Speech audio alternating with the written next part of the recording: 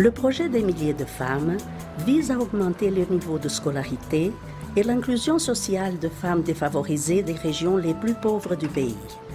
Dans les salles de cours des instituts fédéraux, les anciens CEFET, elles acquièrent une qualification professionnelle qui leur permettra d'améliorer leur qualité de vie ainsi que celle de leur famille et leur communauté.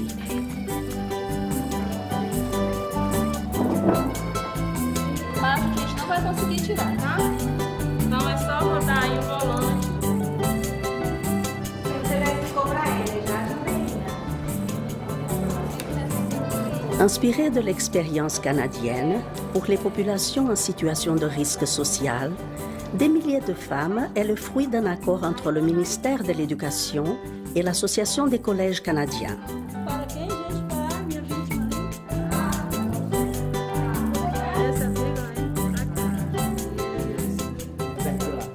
Ce projet, qui commence à être mis en place, tout d'abord dans les localités des régions nord et nord-est du Brésil, régions où les inégalités sociales et des genres sont les plus criantes, offre des cours en fonction des besoins en éducation de chaque communauté et de la vocation économique de la région.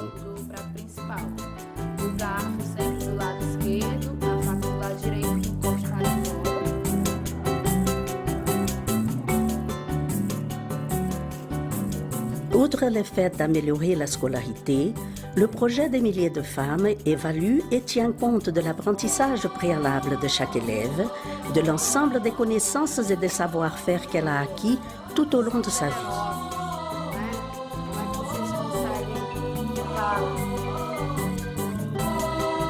Eu começo a negar sistematicamente aquilo que eu sou. La certification de l'Institut fédéral leur permet une insertion digne dans le monde du travail, soit par un emploi qualifié, soit par la valorisation des produits qu'elle lance sur le marché.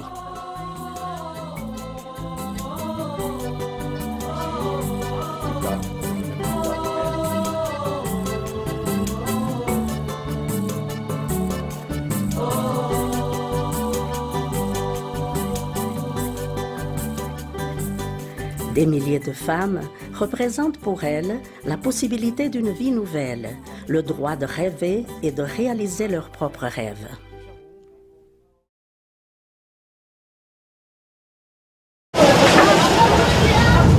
Quand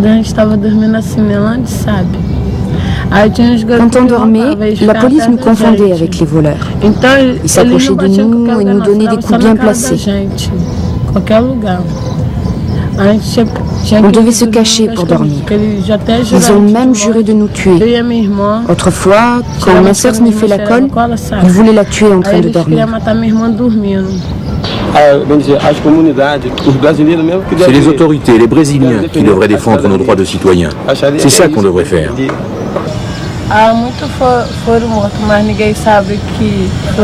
Beaucoup ont été tués, mais personne ne sait si c'est la police. Au Nouvel An, il y en a un qui est mort près d'ici. Beaucoup d'enfants sont déjà morts ici à Cinelândia.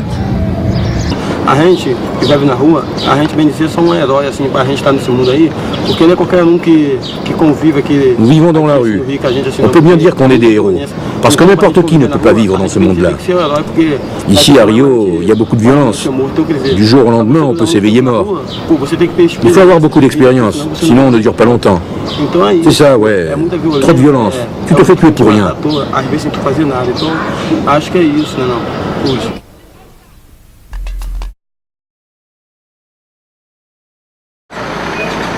La loi de la jungle imposée par le crime organisé règne dans les prisons brésiliennes. L'horreur quotidienne vécue dans cette prison de Predinhas dans l'état de Maranhão a éclaté au grand jour mardi quand le journal Folha de Sao Paulo a publié les images montrant les cadavres décapités de 3 détenus au torse criblé de perforations et de brûlures.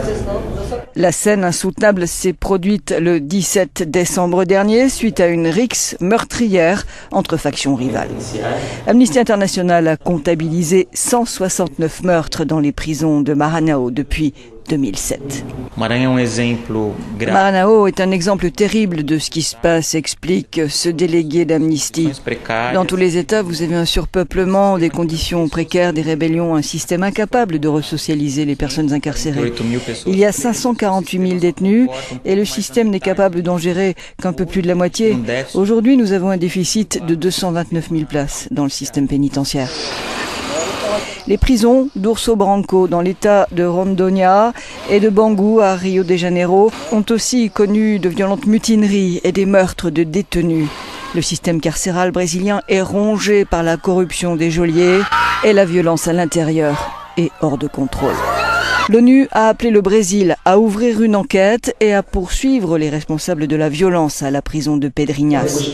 Mais ce sociologue est pessimiste sur l'engagement réel des autorités quand les médias ne parleront plus de ce scandale. Il y a, dit-il, un certain cynisme malgré le tollé international sur cette situation au Brésil. Les gens font des commentaires, occupent les médias, mais on ne changera rien au fonctionnement du système pénal et à ses modes de contrôle. La peine de mort n'existe pas au Brésil. Alors, puisque l'État emprisonne les gens, il a la responsabilité des détenus qu'il met en prison et il a l'obligation de protéger leur vie. Ce jeudi, le ministre de la Justice a annoncé un plan d'urgence comprenant 11 mesures pour faire face à la crise des prisons de Maranhão et un investissement de plus de 40 millions d'euros pour améliorer le système pénitentiaire. Les conditions de vie à l'intérieur des prisons sont inhumaines. Les prisonniers sont à 300 dans des cellules prévues pour 36 personnes. Ils doivent se relayer pour dormir et attendre des jours pour pouvoir se laver.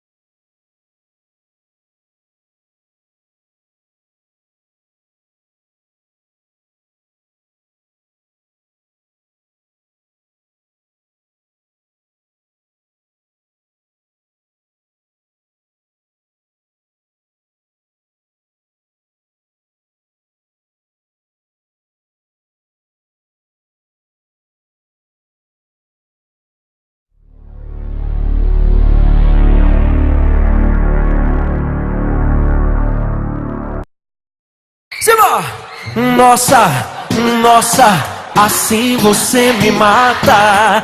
Ai, se eu te pego, ai, ai, se eu te pego, ai, delícia, delícia, assim você me mata. Ai, se eu te pego, ai, ai, se eu te pego, hein?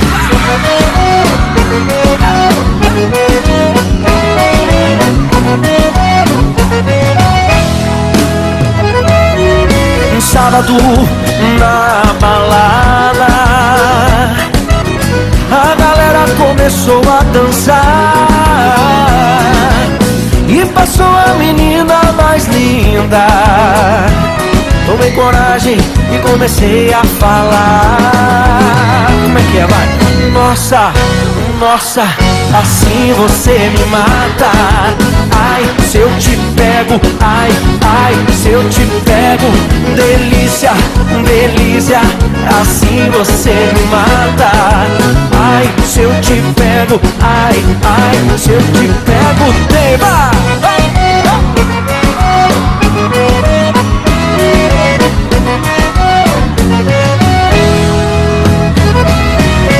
Sábado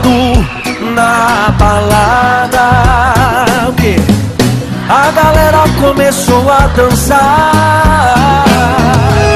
E passou a menina mais linda. Tomei coragem e comecei a falar.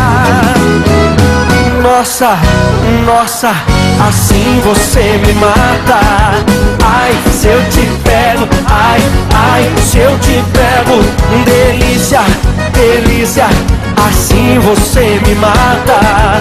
Ai, se eu te pego, ai, ai, se eu te pego, hein?